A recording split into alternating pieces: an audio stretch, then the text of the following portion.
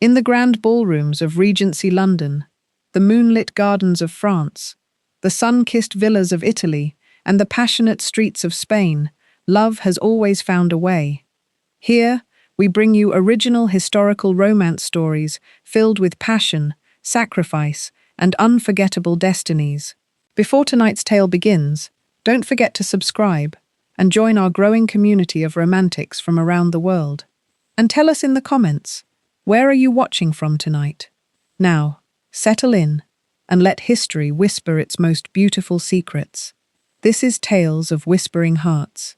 Paris in the autumn of 1821 was a city still learning how to breathe again. The wars were over. The emperor was dead on his island. The Bourbon kings had returned to their thrones, and the salons had reopened, and the boulevards were full once more of music and argument, and the particular Parisian pleasure of being seen. But underneath all of it, underneath the theatre performances and the new fashions and the laughter in the cafes, there was still the memory of what the city had been through.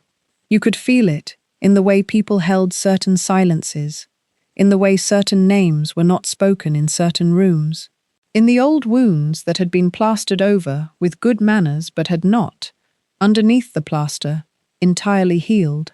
Isabelle de Valcourt understood this better than most, because her family carried one of those old wounds at the very center of its history. She was 23 years old, the only daughter of the Comte de Valcourt, a man of ancient name, proud bearing, and a hatred so old and so thoroughly tended that it had long since stopped being a feeling and become simply a fact, the way the Seine was a fact, the way the limestone of the city's old walls was a fact. The Comte de Valcourt hated the Montvert family. He had hated them for 30 years, since the Revolution had turned neighbour against neighbour, and Henri de Montvert, the Comte's closest friend and the man he had considered a brother, had testified against him before the Committee of Public Safety to save his own skin. The Comte had spent 2 years in prison. His wife, Isabelle's mother, had died in the 3rd month of his imprisonment, of a fever that the family had always privately believed was really grief.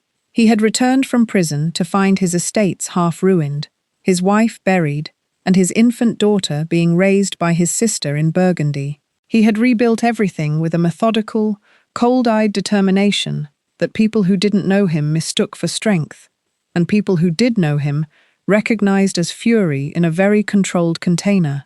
He had restored the Valcourt estates. He had reclaimed his position in society.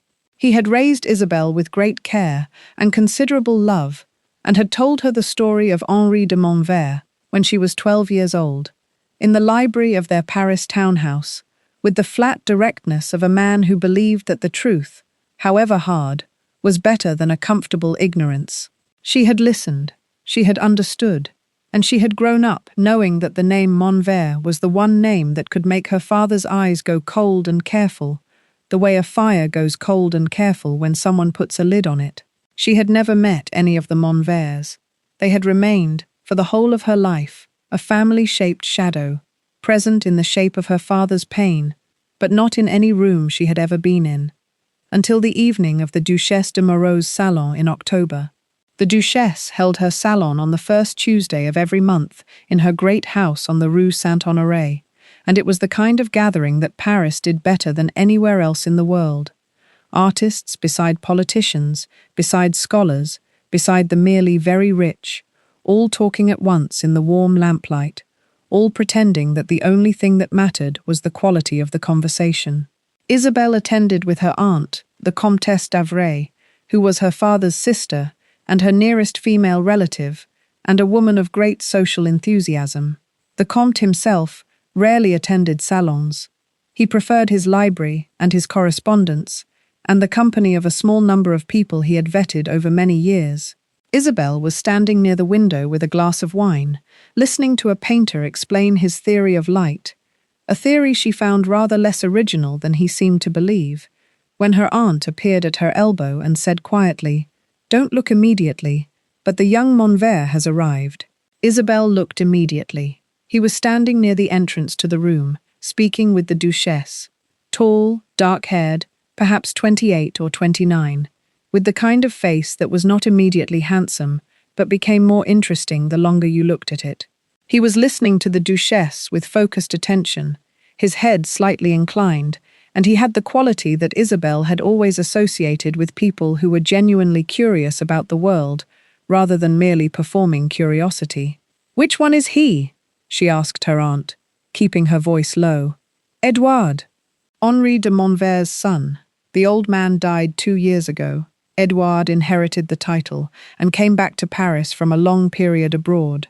Italy, I believe. He has been in society for perhaps 6 months." Her aunt's voice was carefully neutral. "Your father does not know he is back." "No," Isabel agreed. "He does not." She looked at Edouard de Montvert for another moment, and then looked away, because staring was not something she did, and because there was something unsettling about looking at him. Something that had to do with the fact that he was a living person and not a shadow, which was what she had always understood him to be. She moved through the rest of the salon with her usual composure, talked about art and politics and the new production at the opera, and did not speak to Edouard de Montvert, and did not look at him again, except twice, and told herself that both of those times were accidents. The second time was not an accident. He was standing near the bookcase at the far end of the room, and he had taken a volume from the shelf and was examining it with the ease of a man who is perfectly comfortable being alone at a party. She recognized the book from across the room, a collection of Voltaire's correspondence, because she had the same edition at home and had read it 3 times and recognized the particular shade of its binding. And because she was 23 and had spent her whole life having opinions about books that she rarely got to share at salons where everyone was talking about painting and politics, she walked over without planning to. She said, "The letters to Frederick the Great are the best ones." Though most people don't think so. He looked up. He had grey eyes. Not cold grey, but the complex grey of clouds with light behind them. He looked at her the way people look at someone who has said something genuinely unexpected. "I agree entirely," he said. "Most people prefer the letters to d'Alembert. I have never understood it. Frederick made him fight for every idea, and he was better for the fighting," she said. "Always," he said. He was looking at her with a calm, direct interest that was quite different from the way men usually looked at her, which was often either too eager or too calculated. He looked at her as though she had said something that interested him, and he wanted to hear what came next, and had no particular agenda about what it should be. "Edouard de Montvert," he said, and offered a slight bow. The name landed on her like cold water. She kept her face entirely still. She had been raised by a man for whom composure was a matter of survival, and she had learned it thoroughly. "Isabelle de Valcourt," she said, and watched his face. She saw the recognition arrive, saw him absorb it and hold it, the way her father held difficult things, not flinching, not retreating, but acknowledging. "Ah," he said quietly. "Yes," she said. The silence between them lasted perhaps 4 seconds. It contained the entire history of their families, 30 years of enmity, 2 fathers and 1 betrayal, and everything that had followed from it. Then he said, "Do you want to go on talking about Voltaire, or would you prefer to leave?" She looked at him for a moment. Then she said, "Voltaire." He smiled, small, careful, real. "The letters to Frederick," he said, and held the book slightly toward her, an offering. She stayed at the bookcase for 20 minutes. They talked about Voltaire and then about a new history of the Roman Republic that they had both read and disagreed about in interesting ways. They did not talk about their families. They did not talk about the past. They talked about books in the lamplight of the Duchesse de Moreau's salon, while the party moved and laughed around them, and at the end of it, she put down her wineglass and said she must find her aunt, and he said good evening, and she walked across the room with her pulse conducting itself in a manner she found deeply inappropriate to the situation. She did not sleep well that night. She told herself it was because of the strangeness of the encounter, because of the shock of meeting him at all, after a lifetime of the name as Shadow. She told herself it had nothing to do with the grey eyes or the quality of his attention, or the fact that he had made her laugh, twice, about Voltaire, which no one had ever done before. She was not entirely convincing. The Duchesse de Moreau's salon met on the first Tuesday of every month, and Isabel had attended for 2 years, and she had never once found herself thinking about it in the intervening weeks. She found herself thinking about it in the intervening weeks. She arrived on the first Tuesday of November with her aunt, and told herself she was there for the conversation and the company, and because the Duchesse had promised an interesting new poet from Lyon. She was not there because she had wondered, with more frequency than was warranted, whether Edouard de Montvert would also attend. He was there. He was standing near the fireplace in conversation with a historian she knew by name, and he looked up when she came in with the unhurried directness she had noticed before, as if he had been aware of the room's inhabitants and had noted a change. He crossed to her within a few minutes, which she told herself meant nothing. "The letters to Frederick were right," he said, without preamble. "They were," she agreed, "though you took your time admitting it. I was reconsidering my position on d'Alembert." "And?" "He was the safer choice," Edouard said. Frederick pushed back. D'Alembert agreed with everything. "Then Voltaire was right to prefer Frederick," she said. "Yes," he said. "Comfortable agreement is a very pleasant thing and a very poor teacher." She looked at him. He said things, she noticed, that meant more than one thing at once. He said them without performing it, without the self-conscious wit of men who want you to notice they are being clever. He simply said what he meant and let it land where it would. "I looked up your father's name," he said, more quietly, "in the historical accounts. I want you to know, I know what my father did." Isabel was very still. "I found out when I was 17, he continued. "I found a letter in his desk, one that should have been destroyed, I think, but wasn't. A letter from the period of the committee." He paused. "I did not speak to him about it for a long time. When I finally did, he did not deny it. He said he had done what was necessary to protect his family, and that he would do it again. He said this without inflection, without apparent judgment, as a man reporting a truth that cost him something." "Did you believe him?" Isabel asked. "I believed that he believed it," Edouard said. "Whether it was true, whether any danger to his family justified what he did to yours, is a question I have thought about for 11 years and have not finished thinking about." He looked at her steadily. "I am not asking you to forgive him. I am not asking you for anything. I simply did not want you to think I was ignorant of it, or indifferent." Isabel said nothing for a moment. She was thinking about her father in his library, telling her the story with flat, careful honesty. She was thinking about the 2 years in prison and her mother's grave, and the cold-eyed reconstruction of everything that had been lost. "My father," she said at last, "has defined himself by this for 30 years. It is the organizing fact of his life. To him, your name is not a person. It is what happened to him." She paused. "I find I am less certain than he is about the proper relationship between the past and the present." Edouard looked at her with those thoughtful grey eyes.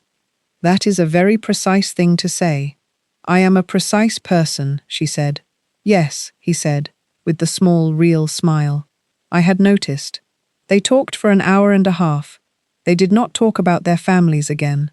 They talked about the new constitutional movements in Spain, about which they disagreed sharply, and about a novel she had read that he had not, and about Paris, about what it was like to come back to it after years away, which she asked because she was curious about Italy, and about what kind of person chose to spend years abroad when they had a life to return to. He said he had gone to Italy because after his father's death, he had needed to understand something about himself outside the context of his family and his name and the history attached to both. He had gone to Florence and stayed 3 years, painting badly and reading well, and talking to people who did not know who he was. She said, "Did it work?" He considered this honestly. "I understand myself better," he said. "Whether that is the same as what I went for, I am not sure. You go looking for something, and you find a different thing, and you have to decide whether the different thing is what you needed." She thought about that on the carriage ride home. She thought about the different thing you find when you go looking. She thought about how she had gone to the Duchesse's salon last month for Voltaire, and had found something she was still trying to name. She was trying very hard not to name it. The difficulty with trying not to feel something is that the effort itself is a form of attention, and attention, as any gardener knows, is what makes things grow.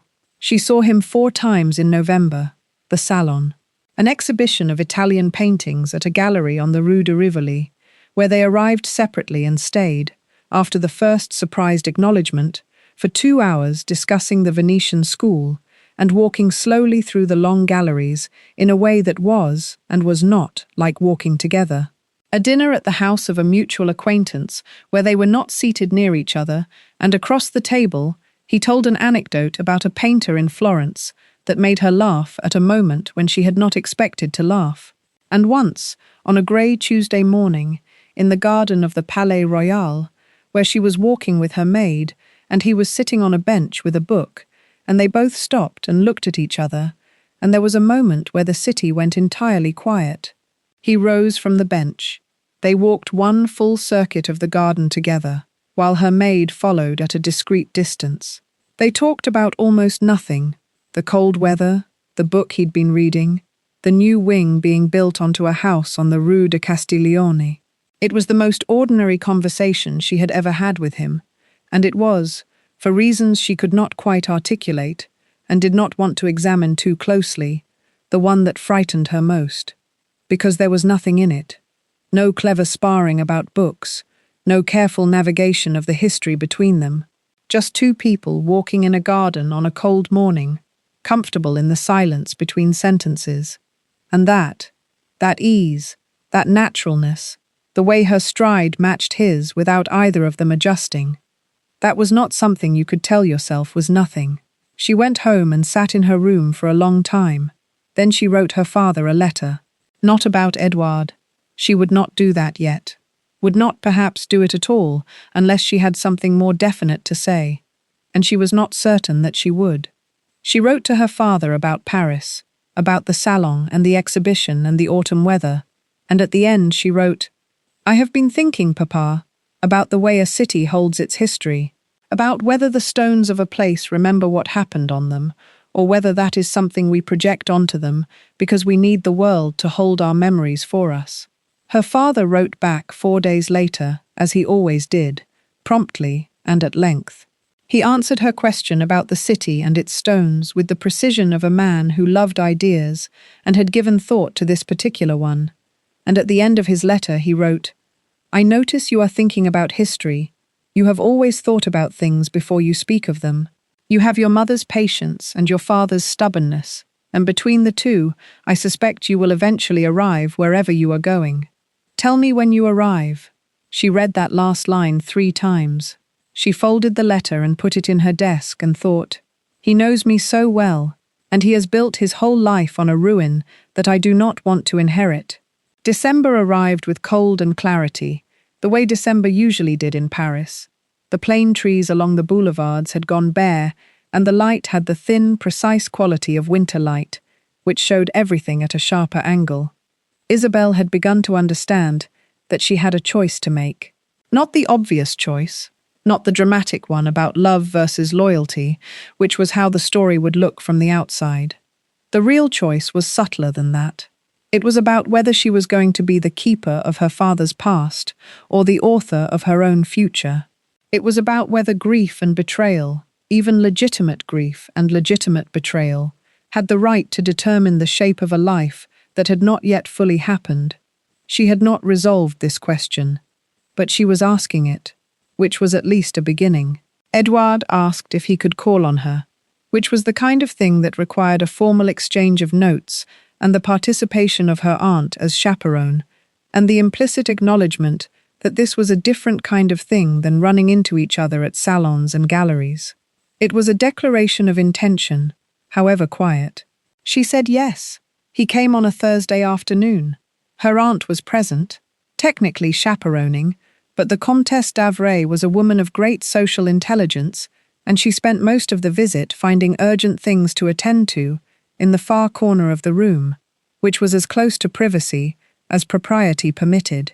They talked for 2 hours. She could not afterward have reconstructed the full content of the conversation, which felt significant, as though what mattered was not the words but the texture of the time, the way it felt to be in a room with him, the way ideas moved between them without either of them having to work at it. At the end of the visit, he said, "I should tell you that I am aware this is complicated." "Yes," she said. "I should also tell you," he said, "that I find I am less frightened of complicated things than I was before I went to Italy. 3 years of painting badly teaches you a great deal about the willingness to make a mess." She almost smiled. "And is this a mess?" He looked at her seriously. "Not yet," he said. "I would like to know if it might be allowed to become one." She thought of her father's letter. "Tell me when you arrive," she said. "I need to tell my father." The pause was very small. "Yes," he said. "I know." "He will not." She stopped. "He is not a man who forgives easily. He may not forgive at all." "I know that too," Edward said. "I am not asking you to choose between us. I am asking you to tell him the truth, whatever the truth is, and I will do the same. I went to Florence to learn how to live without hiding. I am not willing to hide this." She looked at him. She thought, this is what honesty looks like on a person. Not comfortable, not easy, but clear. She had grown up around a different kind of honesty, her father's honesty, which was true and fierce, and also, she now understood, weaponized by grief. "Give me 2 weeks," she said. He nodded. "I will be here," he said simply, and she believed him. The Comte de Valcourt came to Paris the following Saturday.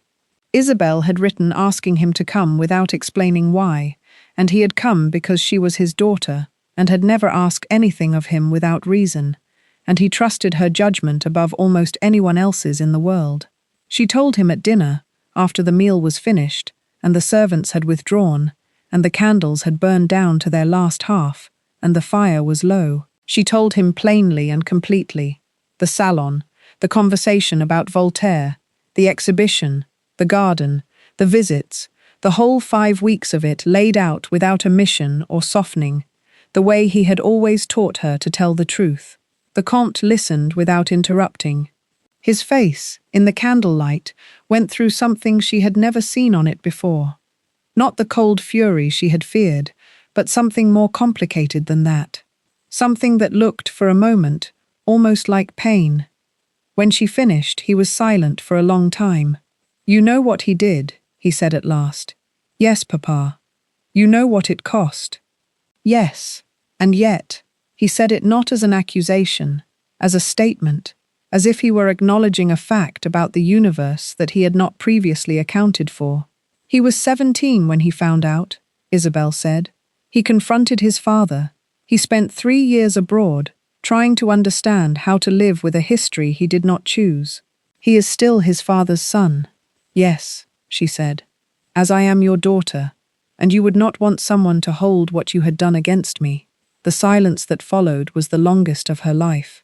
The Comte was not a man who arrived at things quickly, but he was a man who, when he arrived fully. She watched him sit with it, watched him hold it against the 30 years of weight he carried, and measure it with the honesty he had always asked of himself. "I want to meet him," he said finally. She had not expected that. "Not to give my blessing," he said, before she could speak. "I am not there yet. I may never be there. What was done cannot be undone, and I will not pretend otherwise." He looked at her across the table, and in his eyes she saw both the grief she had always known was there and something else beneath it. The love of a man who has built his whole life for the daughter he nearly lost. "But you are asking me to see a person rather than a name. I will try. That is all I can promise." Isabelle reached across the table and took his hand. He held it with both of his. They sat like that for a long time, in the quiet of the dying fire, while Paris moved beyond the windows, indifferent and alive. The meeting between the Comte de Valcourt and Edouard de Montvert took place on a cold Monday morning in a neutral location, a small private parlour at the home of the Countess d'Avray, who had arranged it with the quiet efficiency of a woman who understood that certain things needed a space that belonged to neither party. Isabelle was present. She would not have it otherwise. This was her life, and she would not wait in another room while the 2 men who mattered most to her negotiated its terms without her. She sat between them, which was not planned but seemed, once she had taken the chair, exactly right. Edward arrived first. He was pale, she noticed, which told her something, that the composed exterior cost him something today, that this mattered to him in the way that things matter when you have decided to stop pretending they don't. He wore the same careful stillness she recognized as not indifference but its opposite, the controlled surface of a man who feels things deeply and has learned not to let them run away with him. The Comte arrived 10 minutes later. He entered the room with the particular bearing of a man who has dressed for a battle and is not certain whether there will be one. He took in Edward in a long, measured look that was not hostile and not warm, simply accurate. The look of a man whose 30 years of discipline had at least given him the gift of seeing clearly. Edward rose and bowed. He did not offer his hand immediately, which was correct. He understood, Isabel thought, that the Comte's hand was not his to ask for. The Comte sat. The silence lasted perhaps 10 seconds, which was 10 seconds longer than silence usually lasts in a social situation before someone fills it. Then the Comte said, "My daughter tells me you know what your father did." "Yes, sir," Edward said. "I have known since I was 17. And I believe it was wrong," Edward said, without flinching. "I told my father so, when I was old enough to say it. He did not agree. We did not part on easy terms at the end of his life." He paused. "I cannot undo it. I cannot give back what was taken from you. I can tell you that I have never been proud of it, that I have thought about it for 11 years, and that the weight of it is something I carry and expect to carry." He met the Comte's eyes. "I am not asking you to forgive him. I am asking you, if you can, to see that I am not him." The Comte held his gaze. It was the kind of gaze that had ended careers and renegotiated contracts and made lesser men look away. Edward did not look away. "I have taught my daughter," the Comte said slowly, "to tell the truth, even when it is unwelcome, to see clearly, even when it is inconvenient, to trust her own judgment." He paused. "She trusts you. That tells me something. She is not easily fooled." He looked at Isabel for a moment, then back at Edward. "I will not pretend that hearing your name gives me pleasure. I will not stand here and make speeches about forgiveness that I have not earned the right to make yet. But I came here, which I thought I would never do. That is where I am." Edward inclined his head. "It is more than I had any right to expect," he said quietly. They talked for another hour. Not warmly. There was no warmth yet, and perhaps there never would be the easy warmth of men who had always been on the same side. But there was something, the beginning of a language. Two people, each carrying their versions of the same history, trying to find a version they could both stand in without the ground giving way. When it was over, and the Comte rose to leave, he looked at Isabel for a long moment. In his eyes she saw everything, the grief, the love, the 30 years, the fact that she was her mother's daughter as much as his, and that he knew it, and that it was both the hardest and the most important thing he would ever acknowledge. "Come for Christmas," he said to her. "Bring him if you like." He said it without great warmth and without hostility. He said it the way a man opens a door he has been standing in front of for a long time, not with enthusiasm, but with the decision to open it. She kissed her father's cheek. "Thank you, Papa," she said. He held her face in both hands for a moment, the way he had done when she was small, and said nothing. Then he left. She turned back to Edward, who was standing by the window, and she understood that she had been holding her breath for a very long time and had only just remembered how to release it. What followed was the kind of love story that does not look the way people expect love stories to look. There was no grand gesture. There was no single perfect moment of declaration. There was instead a gradual and deliberate accumulation of small, true things, the way a fire is built, carefully, patiently, with attention to what will last. Edward asked formally to call on her. She said yes. He came twice a week to the Valcourt townhouse, and her aunt chaperoned with great diligence and slightly less presence than strict propriety required. And they talked about everything: books, history, the city, the question of whether the restored monarchy would survive the decade, the paintings in his study that he had brought back from Florence. the garden at the Valcourt estate in Burgundy that Isabel had loved since childhood, and described to him in such detail that he said he could see it. He told her about Florence, about the painter he had studied under, a bad-tempered genius from Siena who had told him repeatedly that his technique was wrong, but never lost interest in his subject matter, which was the highest kind of backhanded praise. About the years of being nobody, which he had expected to be lonely, and had found, to his surprise, to be a kind of relief. About the morning he had stood in front of a painting in the Uffizi, a small Madonna, not famous, the kind of painting you could easily walk past, and had felt, for the first time in his adult life, entirely certain that beauty existed and that it mattered, independently of everything else. She told him about her mother. She rarely spoke of her mother. There was so little to tell, a few photographs, and a grave she visited in Burgundy, and the second-hand account of a woman who had been warm and clear-eyed, and had loved the Comte with a completeness that had been, in the end, also her undoing. Isabel had always been slightly afraid of that kind of love, the kind that makes you a hostage to another person's fate. But talking to Edouard about it, she thought perhaps she had misunderstood. Perhaps it was not the loving that had broken her mother, but the circumstances. Perhaps it was possible to love with that completeness and still be oneself. She was not certain, but she was revising. The Comte came to Paris in December, as he had said he would, and Christmas at the Valcourt townhouse was careful and quiet, and nothing like the warmth she had hoped for, and more than she had feared. Her father was correct with Edouard. Not kind, not cold, correct. He asked reasonable questions and listened to the answers, and did not, that Isabel could see, flinch from the name the way he once had.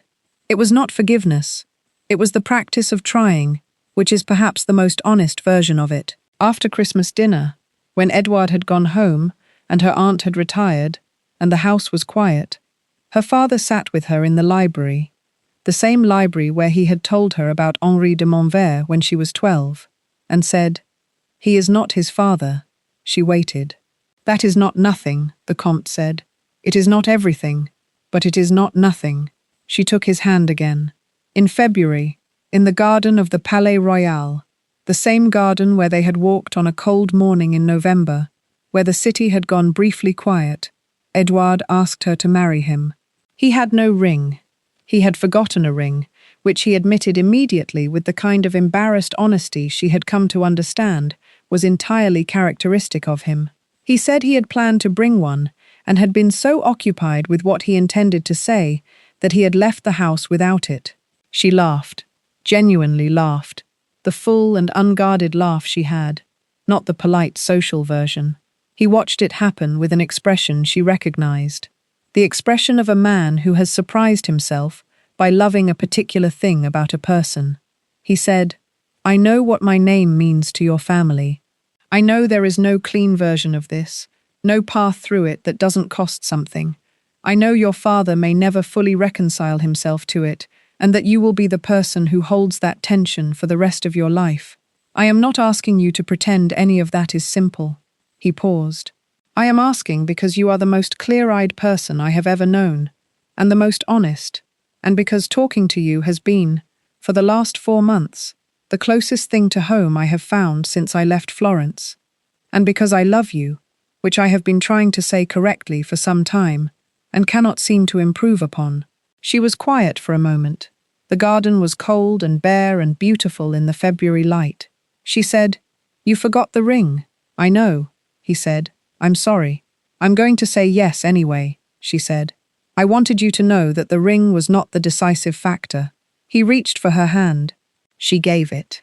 The garden was quiet around them, the plane trees bare and silver, Paris moving beyond the gates the way Paris always moved, constant, indifferent, magnificent. "I love you too," she said. "I have been trying not to for some time, and I find I am not very good at it." He pressed her hand. "I am glad," he said. "So am I," she said, "though it is very inconvenient." "Yes," he agreed, and the real smile arrived, the one she had first seen over a copy of Voltaire's letters, and she thought, Here is the thing you find when you go looking for something else. Here is the different thing. They were married in April in Paris, in a small church on the Ile de la Cité, on a morning when the Seine was silver and the chestnut trees were just beginning to open. The Comte de Valcourt gave his daughter away. He did it with the dignity of a man who has decided that love is stronger than history, even if he is not entirely certain he believes it yet, and that the not yet believing is something he owes it to his daughter to continue working on. There were those in Paris society who had opinions about it. There always are. They talked for a season and then found other things to talk about, because Paris does not hold grudges quite as long as people who are not Parisian sometimes fear. Isabelle and Edouard lived in the Valcourt townhouse during the winter months and spent their summers in Burgundy, at the estate where she had grown up, in the garden she had described to him in such detail that when he finally saw it, he said it was exactly as she had said, and she said she knew, because she had always told him the truth. He painted. Not well. He never painted well, and had made his peace with it, in the way that people who love something without being excellent at it make a piece that is, in the end, more interesting than the piece of those who are only good at what they love. She wrote long letters to friends and argued with newspapers under her own name, which she had decided to continue doing, whether or not anyone thought it appropriate. Her father came for Christmas every year. Each year it was slightly easier. Each year there was a fraction more warmth, a fraction more honesty, a fraction less of the 30-year wait. It did not disappear. She would not have expected it to, and she did not ask for it. But it became, over time, something that did not determine everything, something that was part of the story rather than the whole of it. He held their daughter when she was born, with the expression of a man who has been handed something he did not know he still had room for. The child had dark eyes and grey eyes somehow at once, which was biologically impossible, and which Edouard said proved that love made its own rules, and which the Comte said nothing about, but held very carefully for a very long time. Isabelle watched them, her father and her husband and her daughter in the afternoon light of the Burgundy garden, and thought about what Edouard had said, years ago, about going looking for one thing and finding a different thing, and having to decide whether the different thing was what you needed. She had gone to a salon for Voltaire. She had found this. She had decided, after careful consideration, that it was exactly what she needed. She was, she thought, rather good at deciding things. And so ends tonight's tale. The Countess of Paris, who fell in love with her father's enemy. A story about the weight of inherited grief, about the difference between honoring the past and being imprisoned by it, about a father who loved his daughter enough to try, and a man who carried the wrong name and had the right heart, and a woman who was clear-eyed enough to see the difference. A story about the most courageous thing any of us can do, which is to choose love when history says no, not recklessly, not without cost, but with both eyes open and the full understanding of what it will require. And now, our question for you tonight, the one we want you to answer in the comments below. If you were Isabelle, if the person you were falling in love with carried the name of your family's greatest wound, what would you do? Would you walk away to protect what your family built? Or would you stay and trust that love can be strong enough to hold both the past and the future at once? Tell me what you would do if it were you in that story.